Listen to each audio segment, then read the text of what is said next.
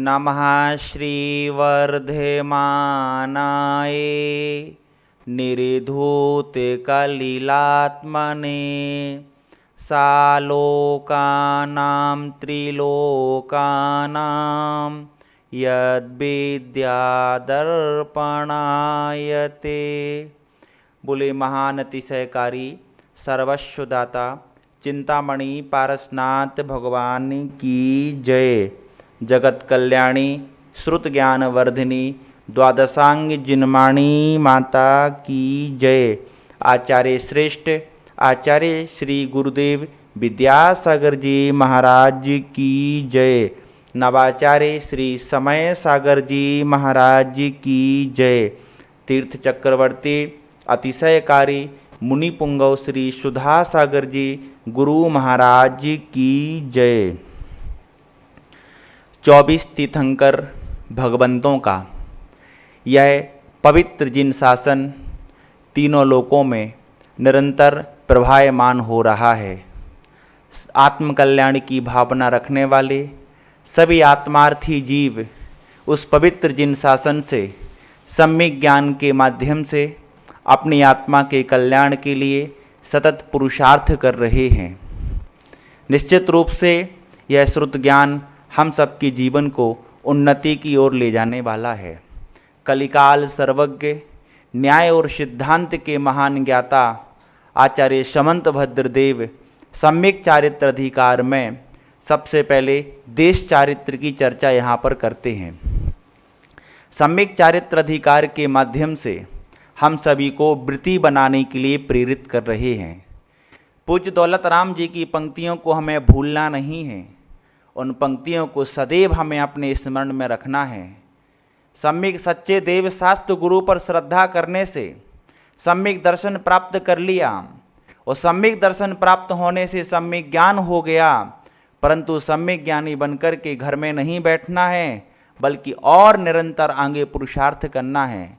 सम्यक दृष्टि सम्यक दर्शन सम्यक ज्ञान से रत्नत्रय की पूर्णता नहीं है, बिना चारित्र के निर्माण की सिद्धि नहीं हो सकती है। सम्यक ज्ञान और सम्यक चारित्र रूप आत्मा की परिणति है, वो सम्यक चारित्र की ओर प्रेरित करती है और सम्यक चारित्र में संबल बनती है। सबसे पहले यहाँ पर अणुव्रतों का स्वरूप कहा। हिंसा, झूठ, चोरी, कुशील, परिग्रह, इन 5 पापों के त्याग करने से आत्मा में चारित्र प्रकट होता है। इन 5 पापों से निवृत्त होने पर आत्मा से मोह परिणति खत्म हो जाती है। जहाँ 5 पापों से निवृत्ति हो जाए, जहाँ मोह से निवृत्ति हो जाए, वहाँ इस पवित्र आत्मा में चारित्र धर्म का प्रादुर्भाव होता है। जहाँ सम्यक दर्शन सम्यक ज्ञान सम्यक चारित्र होते हैं, वहाँ रत्नत्रय की पूर्णता हो जाती है।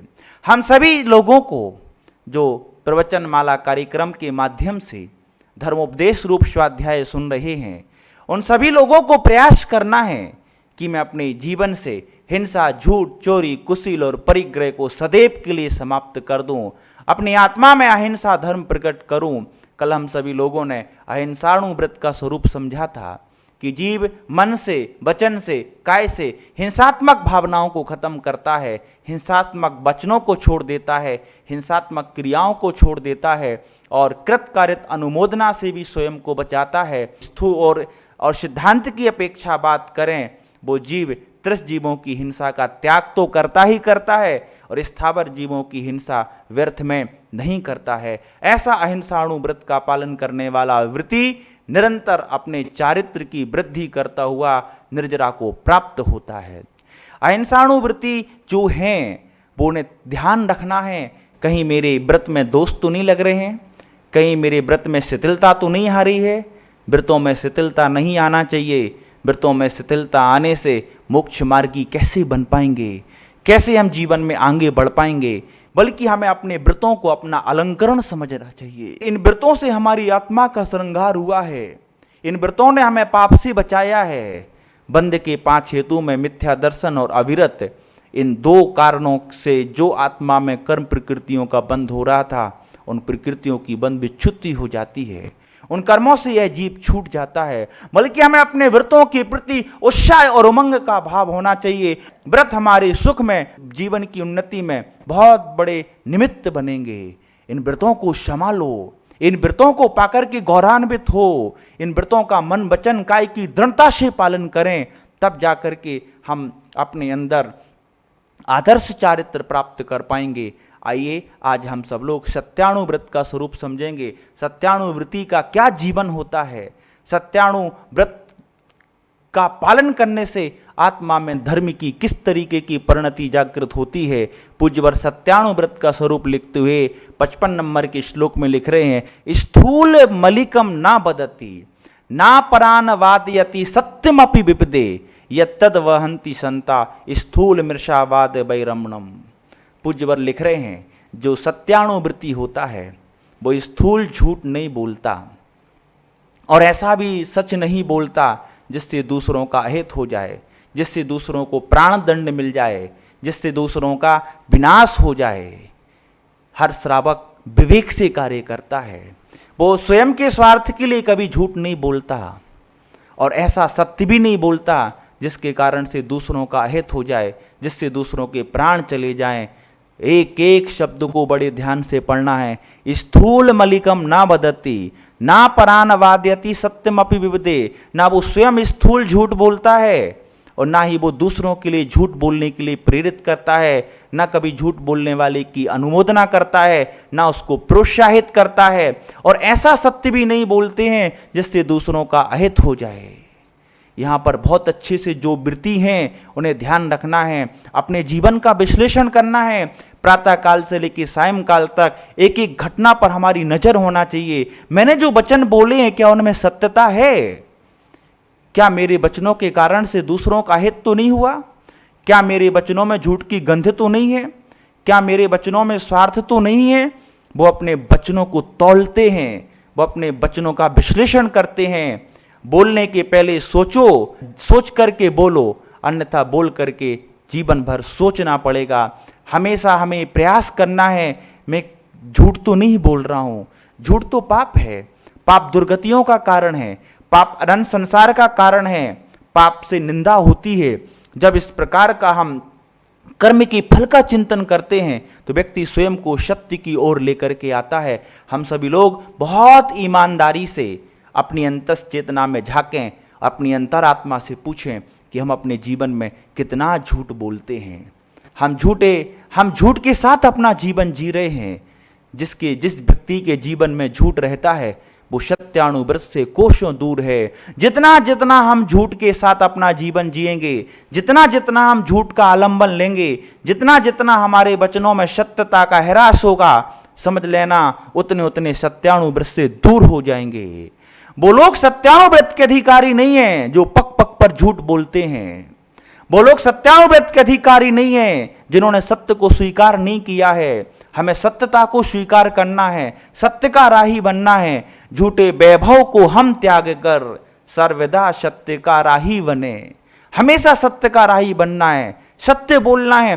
हो सकता है हमारे सत्य बोलने से कुछ क्षण के लिए हमें डांट भी पड़ जाए, हो सकता है कुछ क्षण के लिए हमें कष्ट भी हो, परंतु सत्य धर्म है।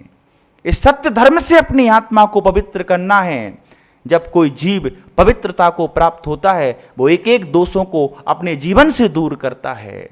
इसलिए आज तक यदि हमारे जीवन में सत्यानुव्रत नहीं है, इसका मतलब है हम अभी तक झूठ बोलते आ रहे हैं। हमें स्वयं स्वीकारना है कि हाँ मैं झूठ बोलता हूं। झूठ बोलना पाप है, झूठ बोलना गलत है, झूठ बोलना अन्याय है।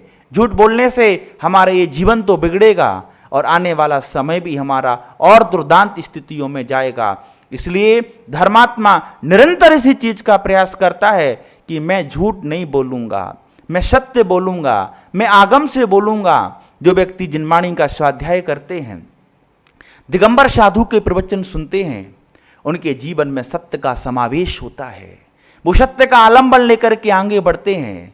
वो संसार के झूठ में नहीं पड़ते हैं, वो किसी झूठी षड्यंत्रों में नहीं फंसते हैं। आजकल लोग एक दूसरों को नीचा गिराने के लिए षड्यंत्र रचते हैं, लोग एक दूसरों के खिलाफ झूठी खबरें फैलाते हैं। निश्चित रूप से महानुभाव वो लोग महापाप का बंध कर रहे हैं। आज तो पुण्य है, इसलिए उनका झूठ बहुत दूर तक जाएगा। मैं तो भगवान से प्रार्थना करता हूं जिनके पास बुद्धि है, जिनके पास बल है, जिनके पास प्रभाव है, जिनके पास प्रतिष्ठा है, परंतु झूठ का दोष उनके अंदर है। मैं भगवान से प्रार्थना करता हूं, हे भगवान ऐसे जीव को सद्बुद्धि हो ताकि वो मिथ्या और झूठ को अपने आप से बचा करके सत्य का राही बने। जिनका पुण्य प्रबल है भगवन, जिनका पुण्य प्रबल है भगवन, सद्बुद्धि बर उनको दो। जिनकी सद्बुद्धि है भगवन, पुण्य प्रबल उनका कर दो। हम सभी लोग यदि सत्याणु व्रत को अंगीकार करना चाहते हैं, जब तक हम व्रतों को अंगीकार नहीं करेंगे तब तक हम दुर्गतियों से नहीं बच सकते, अनंत संसार से नहीं बच सकते हैं। आप 6 ढाला की पहली ढाल को पढ़ो, चारों गतियों के दुखों को देखो, किस तरीके से नरक गति में दुख मिलते हैं जीव को। ना पानी की बूंद पीने को मिलती है, ना अन्न का दाना खाने को मिलता है, वहाँ की सर्दी गर्मी की भयानक पीड़ाओं को सहन करना पड़ता है। ये दुर्लभतम क्षण है हमारे जीवन के। इन क्षणों में हमें अपने आप को संभालना है, हम लोगों को धर्म के अनुकूल आचरण करना है, हमें धर्म के अनुकूल बोलना है। पूज्य मुनि श्री सुधासागर जी महाराज ने हम लोगों को बहुत अच्छे से धर्म की शिक्षा दी है, बहुत अच्छे से हम सबको एक आदर्श मार्ग दिखाया है। इन शास्त्रों को जब पढ़ते हैं तब लगता है कि हमें अपने जीवन में कैसे अहिंसा को हम और बढ़ा सकते हैं, कैसे हम अपने जीवन में सत्य धर्म को बढ़ा सकते हैं, कैसे हम अपने जीवन में अचौर्य धर्म को बढ़ा सकते हैं। ये धर्म आत्मा के वो पवित्र परिणाम हैं जो आत्मा में इतनी योग्यताओं का विस्तार करते हैं कि योग्यता निरंतर कर्मों का क्षय करने में समर्थ हो जाती है। अपना उपादान प्रशस्त करना चाहते हो, अपनी विशुद्धि बढ़ाना चाहते हो, अपने परिणामों की परिणति को पवित्र बनाना चाहते हो, निश्चित रूप से हमें हिंसा, झूठ, चोरी, कुशील, परिग्रह, इन 5 पापों से बचना पड़ेगा। यही तो महावीर की देशना का मुख्य ध्येय था कि संसार का प्रत्येक प्राणी 5 पापों से बचे। आज भी भगवान महावीर स्वामी के शासन काल में रहते हैं। भगवान महावीर स्वामी के वचन, उनका शासन हमें निरंतर संकेत दे रहा है, निरंतर प्रेरित कर रहा है। हिंसा, झूठ, चोरी, कुशील, परिग्रह, ये 5 पाप हैं और बस सच्चे अर्थों में कहा जाए ये जीवन की बर्बादी के मूलभूत कारण हैं। जब तक हमारे जीवन में पाप रहेगा तब तक संसार का अनंत दुख नहीं छूट सकता। जब तक हमारे जीवन में पाप रहेगा तब तक भव भ्रमण नहीं छूट सकता। जब तक जीवन में 5 पाप रहेंगे तब तक हमारे जीवन का उन्नयन नहीं हो सकता। तब तक हमारी आत्मा चिंतन की धारा से हट करके चिंतित बनी रहेगी। जब हम इन 5 पापों का त्याग करके 5 व्रत रूप धर्म से अपनी आत्मा का श्रृंगार करेंगे, वही सारी चिंताएं हमारी चिंतन में परिवर्तित हो जाएंगी। इसलिए हम सब लोगों को अपना मानस तैयार करना है। दिगंबर साधुओं की संगति में जाने से आत्मा में पवित्रता आती है। आप सभी के नगर में दिगंबर साधु विराजमान हो, उनके पास जाइए, उनके चारित्र को देखिए, उनके आचरण को देखिए, उस चारित्र की अनुमोदना करिए, मन में भावनाएं जागृत करिए, मुझे भी चारित्र के मार्ग पर आगे बढ़ना है। आचार्य हमेशा कहते थे, यदि आपके अंदर त्याग का भाव है, यदि आप व्रती बन रहे हैं, यदि आपके अंदर शुद्ध भोजन करने का भाव है, आप बाहर की चीज़ों का त्याग कर रहे हैं, ये भाव, ये परिणाम, ये चारित्र, ये आचरण आपके पुण्य को इतना प्रशस्त कर देगा। आप भारत के किसी भी कोने में जाओगे, 16 के भोजन का डिब्बा लेकर के लोग आपके पीछे घूमेंगे। आपको चिंता नहीं करनी है।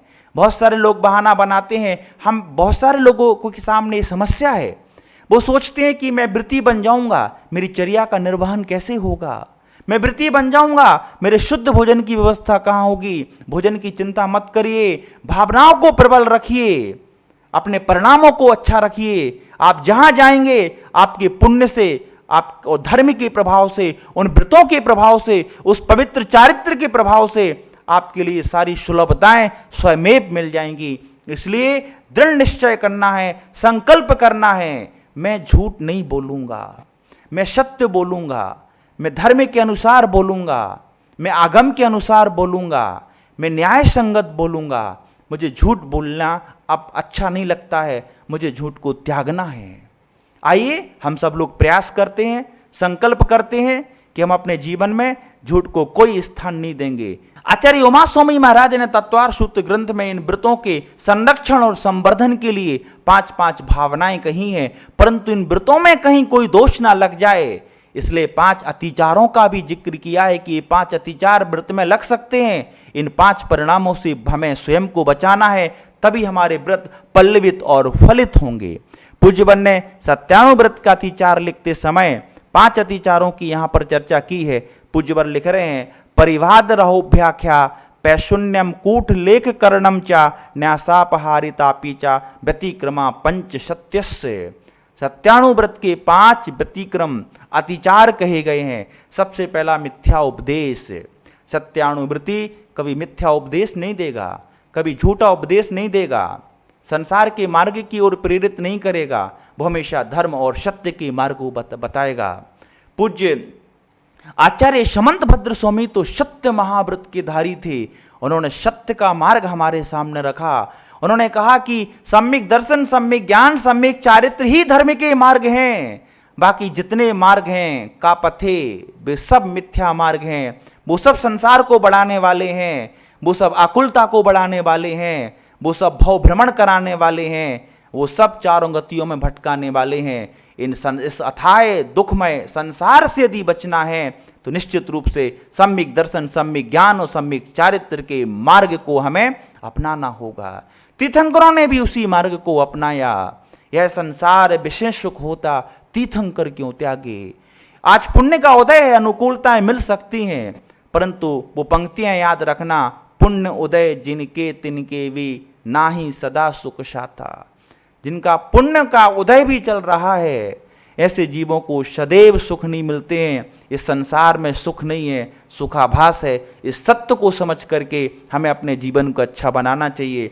प्रवचन माला कार्यक्रम के माध्यम से पूरे देश और विदेश में जिन शासन की निरंतर प्रभावना हो रही है, आप सभी लोगों के अनुरोध पर हम दोनों भैया जी लोगों ने और हमारे इस कार्यक्रम के जो निदेशक हैं, हमारे अग्रज आदरणीय डॉक्टर पुलक जी गोयल जबलपुर और आलोक जी भाई साहब बड़ा मलेरा, हम सभी लोगों ने विचार विमर्श करके 27 तारीख से जो 16 कारण व्रत प्रारंभ हो रहे हैं, उन 16 कारण व्रतों के दिनों में हम 16 भावनाओं पर प्रवचन लेकर के आप सभी के समक्ष आ रहे हैं। इसलिए 26 तारीख तक प्रवचन माला के संभवतः 5 अधिकार, श्रापकाचार ग्रंथ के 5 अधिकार पूर्ण हो जाएंगे। उस कार्यक्रम को हम थोड़े समय के लिए वहाँ रोकेंगे। हम 16 कारण के 16 दिनों के प्रवचन लेकर के आप सभी लोगों के मध्य उपस्थित होंगे। मैं चाहता हूँ कि जो लोग 16 कारण की व्रत आदि कर रहे हैं, वो अपने परिणामों की विशुद्धि के लिए और अपनी आत्मा की निर्मलता के लिए आगम के परिप्रेक्ष्य में जो 16 कारण भावनाओं पर आपके समक्ष प्रवचन प्रस्तुत किए जाएंगे, वो निश्चित रूप से आपके जीवन को उन्नत बनाएंगे।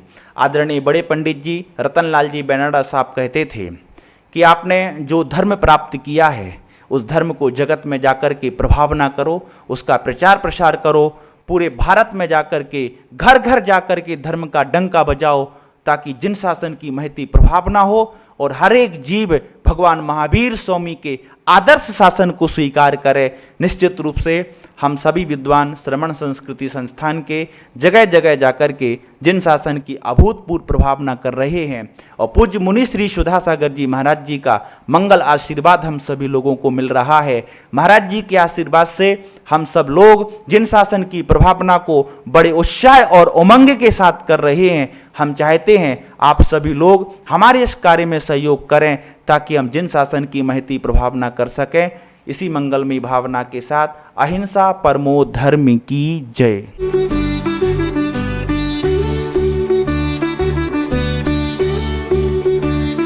हजारों एंट्रीज और कई चरणों की सिलेक्शन प्रोसेस के बाद अब समय आ गया है उन नन्हे आर्टिस्ट से मिलने का, जो अपनी मधुर आवाज, भावपूर्ण प्रस्तुतियों से सराबोर करने वाले हैं आपके अंतर मन को। जी हाँ, सज चुका है वंडर सीमेंट सुरविद्या जूनियर का महामंच, जहां टैलेंट मिलेगा डिवोशन से, म्यूजिक मिलेगा स्पिरिचुअलिटी से और ड्रीम्स मिलेंगे अपने डेस्टिनेशन से।